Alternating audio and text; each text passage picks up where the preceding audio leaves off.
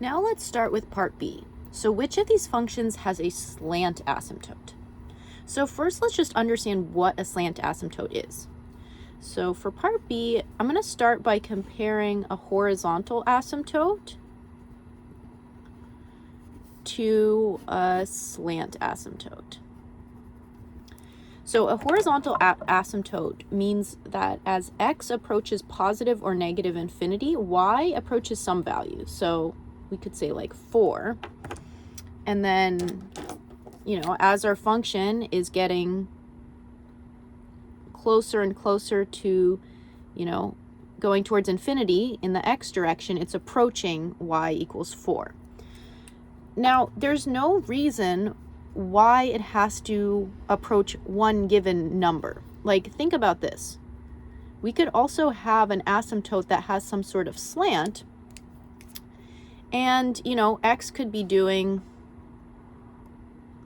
whatever, but then it could approach this line.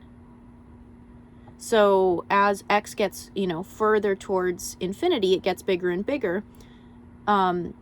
F of x, what the value of f of x is determined by a line. So it would be something like f of x would be approaching,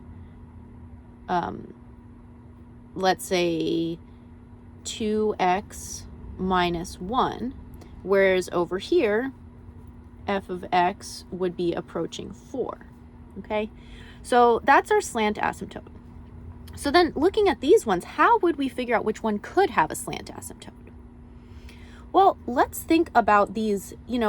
These actually are divisions. This is 2x minus 1 divided by x squared minus x minus 2. So this is equivalent to whatever we would get if we actually did the division. So let's think about actually doing the division. If we have one where the x value on the top has a 1 higher order than the x value on the bottom, we're essentially, dividing x to the cubed divided by x squared. We're going to end up with something that has x to the first power, right? Which is a linear equation. If we divide this, we're going to get 1 over x, which is not a linear equation. Dividing this gets x squared. That's a quadratic equation. This gets like something close to a constant, right? So this is the only one that if we actually did the division, we would get something that has a linear form. So I'm gonna skip over the division a little bit because we don't actually need to do that to prove this. But if we did the division, we have x cubed, sorry about that, x cubed plus 27, and we did the long division, x squared plus 4, we end up with x, and then we have our remainder of negative 4x plus 27. So then if we write that out, we get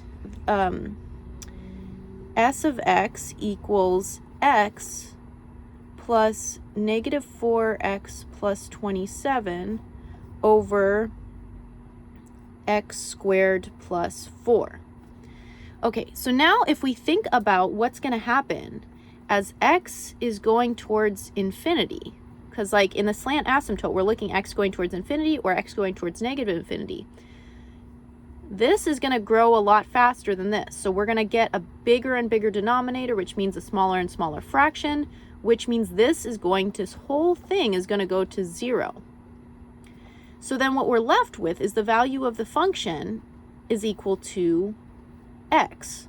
So the value of the function is going to tend towards this s of x equals x, which would be this line, a line with a slope 1. So s of x is the only one that can have a slant asymptote.